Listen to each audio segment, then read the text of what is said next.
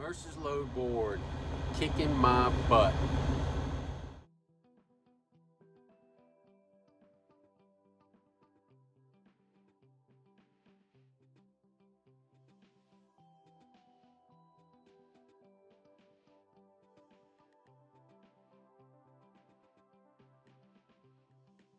All right, hope you're all doing good. Hope your trucks are treating you good. I've been sitting here for 4 hours waiting to get unloaded, but it's just been, you know, this weekend is an example of this whole year, past year, um, especially this past several months here at Mercer. Just haven't been able to do what I came here to do. I'm giving up my freedom to just try to make a little bit of money. The loads aren't there. The customer base in my area isn't there. And yeah, I can go out and I can make really good money if I wanted to be the road warrior and stay on the road for weeks at a time and drive the Northeast, which I don't do. I just don't go to the Northeast. I stay out of the East in general, and I realize that's where probably most of the loads are, but that's not what I want to do, and that's the reason I came to Mercer, for the freedom to pick and choose where I wanted to go and to be home when I wanted to be home. And I haven't been able to do that. I've just been scraping and clawing, waiting, for this winter to finally pass and things to break open. But you can get on any load board, and if you're studying it all day, every day, you get to know the customer base that's on that load board. And even if things do break out, and loads start picking up, Mercer's customer base in my area is just not good. It's the heavy, cheap stuff. And I should be able to make a good living in my area and be home often. And I'm not. I don't know if I'm going to be able to do that with Mercer. We'll see. But I can get on Mercer's load board on any given day and look out from now until eternity. And I basically have to do a 200 or a 250 mile radius in order to be able to get a selection of more than 2 or 3 loads. And when you're coming out of the house, you don't want to deadhead 200 miles to pick up a load, because all of a sudden that mediocre rate you're getting starts looking really bad with all the deadhead. But I can go on the DAT board and look within a 25-50 mile radius and get 50-60 loads near my house.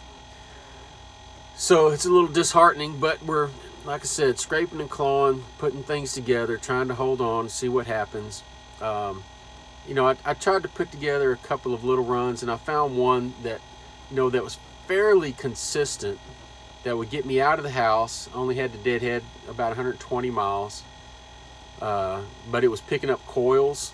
Had to tarp it, going to Iowa, bringing farm equipment back, and it didn't really pay great. It paid just enough to pay the bills and put a little bit in the bank, and that's it. And you can't do that for very long. You'll just sink. But Mercer, like I said, Mercer's load board has just been kind of more like being under dispatch, because when you only have 3 or 4 choices on the load board, and 2 out of the 3 are going to the Northeast, that's not what I want to do. So I've been doing what I have to do rather than what I want to do. And this week, hopefully I'll put up pictures if I don't forget. I did a load out to New Mexico, and when you go out to the west, you definitely want to make a good rate going out, because you're not going to make hardly anything coming back, if you make anything at all. And I had to take this load because there basically was nothing else for me to choose from. And so it was a mediocre rate coming out. And then, ordinarily, if I'm making a really good rate coming out, I don't have to worry about getting a load coming back. I can deadhead either, 300 or 400 miles or all the way home, and not worry too much about it. But, when you're making crappy rate going out, you just have to pick up something just to pay for your fuel back, or make a little bit of profit. And that's basically what I did. And for Mercer, when you get out to southern New Mexico or Arizona, you only have a couple of choices, and their customer base is basically, you're bringing back copper if you want to get back to Texas, or you're picking up ATVs. And boy, both the rates on those are terrible. So we're getting by. And which brings up another point. When you do sign on to companies like Mercer and Landstar, you're giving up a little bit, because what you're you're saying is, yes, I'll let your agents represent me as well as their customers. And it's the same as having a real estate agent representing the buyer and the seller. The driver's going to lose 9 times out of 10 on that.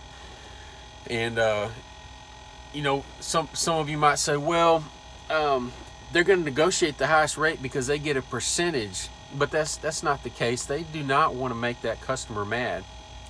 They're going to do everything they can to keep that customer, because your load is not the only one they're going to get from that customer. Every day, they're going to try to get more and more loads, and that's where they make their money.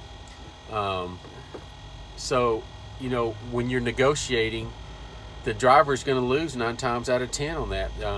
It's just, in my opinion, it's a conflict of interest. But anyway, everybody realizes that, and they do what they have to do. But sometimes you can get the exclusive freight for whichever company you're with, whether it be military or hazmat, and some of these shippers, they only want the certain trucks in there. So sometimes you luck out on some of that, but for the most part, the driver is going to lose when you enter that kind of relationship. But it really came, to my attention this week with a couple of run-ins with Mercer agents. And boy, it just, I'm usually, fair-tempered person until somebody treats me with disrespect or no respect at all. And that happened a couple of times over this past couple of weeks.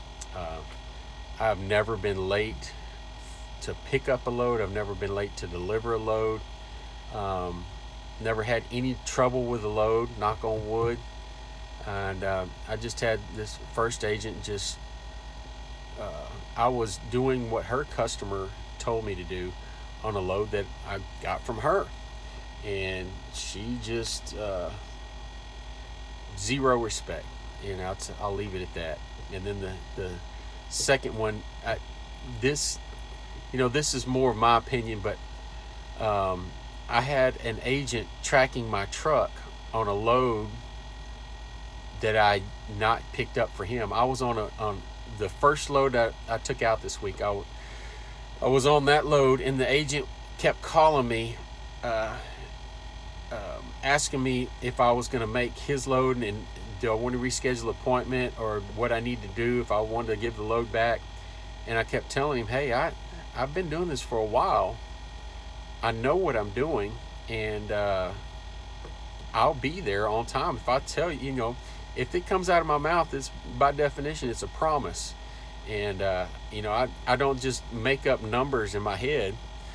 The time that I give you is, I've given myself plenty of time to get there. And this, I don't like being second guessed by people. And when Mercer gives their agents the ability to track drivers like that, it's one thing. But when they use it, it's like they want you to show up the day before, make sure you're unloaded the day before so you can pick up their freight, and there's no possibility of you being late. That just, it gets to me. And I've actually, here at Mercer, at one point I had an agent, I was trying to book a load, and they got and found out where I was at, and did their own figuring in their head, and they wouldn't let me pick up the load because they didn't think I'd make it on time. They didn't want me to be even close. So yeah, I don't like that at all. I don't like somebody being able to track me if I'm not on their load. So just my opinion. But anyway, yeah, Mercer load board, not impressed, but that could be totally different for somebody in a different area. It could be just perfect for, could work out perfect for somebody else in a different area. I ran into this basically the same trouble with Landstar, just nothing consistent that would get me back and forth through the house. And you would think, being between Houston, Baton Rouge, Dallas, and Shreveport, kind of right out there in the middle, that there'd be something occasionally, or something you might be able to count on. But on Mercer's load board, there is nothing. So we'll wait and see, and hopefully things will pick back up, and hopefully I can get this last